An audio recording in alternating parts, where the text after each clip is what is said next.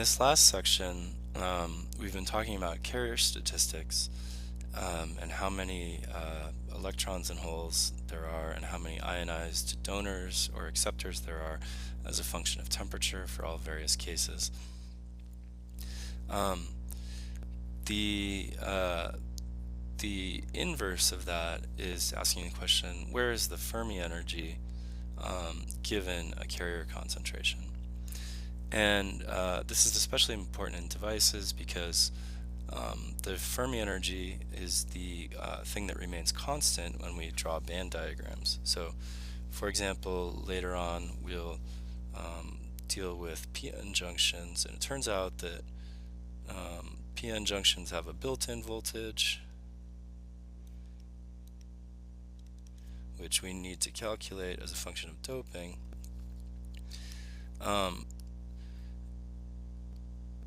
But the way we calculate it is to say the Fermi energy stays constant with if there's no applied bias, that means there's no currents flowing. The Fermi energy has to be flat across the entire band diagram, which is a plot of energy as a function of distance for this p-n junction device. So if you can figure out the distances, let's say between the valence band and the Fermi energy here at a position far away from the junction, and then the distance from the conduction band to the Fermi energy here far away from the junction on the n-type side, you can figure out what the built-in voltage is, and questions like that. So the significance of this is that the Fermi energy is actually the electrochemical potential energy for the either electrons or the holes. And by saying that that electrochemical potential is constant across the device, we know we're in equilibrium. So then the question is, where is that electrochemical potential relative to the bands? And if you have a lot of donors around, it means you have a lot of ionized donors around, it means you have a lot of some unscreened negative charges, and that charge distribution actually gives a voltage in the region over which those ionized donors exist. Okay, so that being said, we already have the equations. We've been writing equations like, the number of electrons in the band is NC exponential of EC minus EF, for example, over KBT. So if we just invert that equation and solve for this, for the numerator of the argument of the exponential, we'll get our answer here. So we can turn that around and say that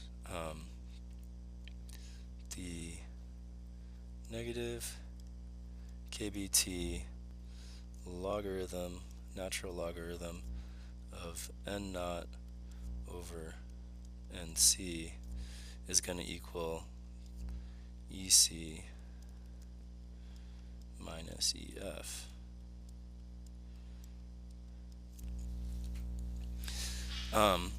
And then if we assume full ionization,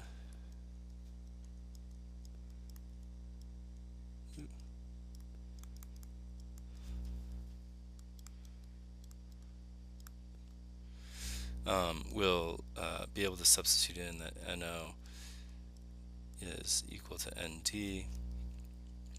And if we did have compensation, we would just substitute in ND minus NA. And then we could go ahead and figure out on the band diagram the distance between the Fermi level and the conduction band edge. So this distance right here. And remember I mentioned the intrinsic carrier density and the intrinsic Fermi level. Well, because the bands are bending, let's say in this p-n junction over here, we could just as well express the position of the Fermi energy relative to E sub I instead. So in one case, you're going from the Fermi energy up to the band edge, and you use the expression that involves NC. In the other case, let's figure out how far it is away from EI. So the expression would be N naught equals Ni exponential to the excuse me, minus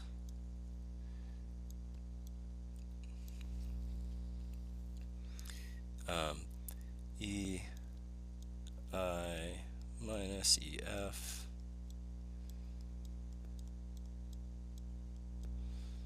over KBT. And just to check ourselves here, in this expression over here where we're using NC and the band edge, we know that the number of carriers should be smaller than NC, so we know that the exponential factor here has got to be less than 1. Excuse me, it should actually be negative. The argument should be negative, which will give us an exponential factor less than 1. In this case, Ni is a small number, and we know that the doping is much larger, and therefore the exponential should turn into a number that's greater than 1, and therefore the energy distance EF minus EI would be a positive quantity.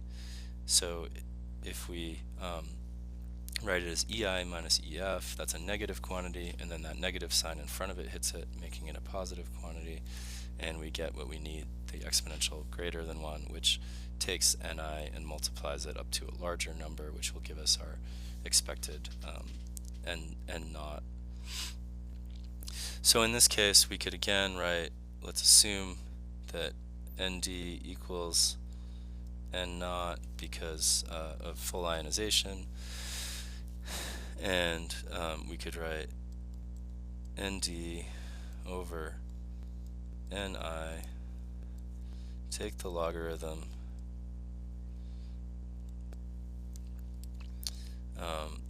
hit it with a minus KBT,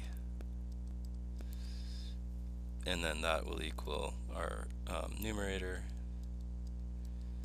EI minus EF. But we know that that's a negative quantity, so let's hit both sides with -1 and flip-flop these, and then we get the positive quantity EF minus EI, which is an energy distance on the band diagram given here. So let me just say one last word about when we would see very complicated cases, including compensation. So when we look at bipolar junction transistors, for example, those are fabricated. Oops. Let me erase that. Those are fabricated by ion implantation in some cases. So you might start with a wafer, let's say a p-type wafer that has some constant number of acceptors versus distance, and then do one ion implant into it, which gives you the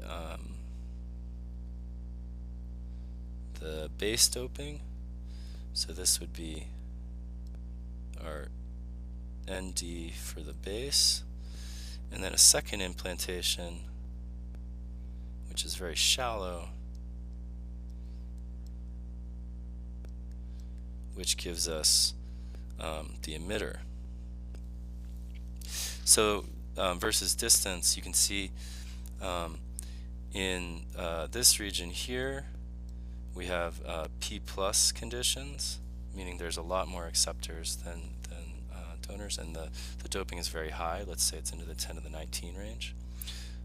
From here to here, we have more donors than acceptors, so this is our base region. Our base region, that would be N. And then from here to infinity, we have our P doping that's background in the wafer. So this would be how you would construct a PNP BJT, which rhymes. So in these three regions, in order to predict how this device would actually behave as a function of temperature, you would have to go back to that last video and figure out the temperature dependencies and the net free carriers that are present in each of these regions. Okay, so we've set up a framework, some expressions that give us the position of the Fermi level relative to either the band edge, if we're using NC or NV, or relative to the intrinsic carrier density EI, if we're using NI. And those expressions will help us a lot in figuring out things like band bending and the flat band voltage of devices.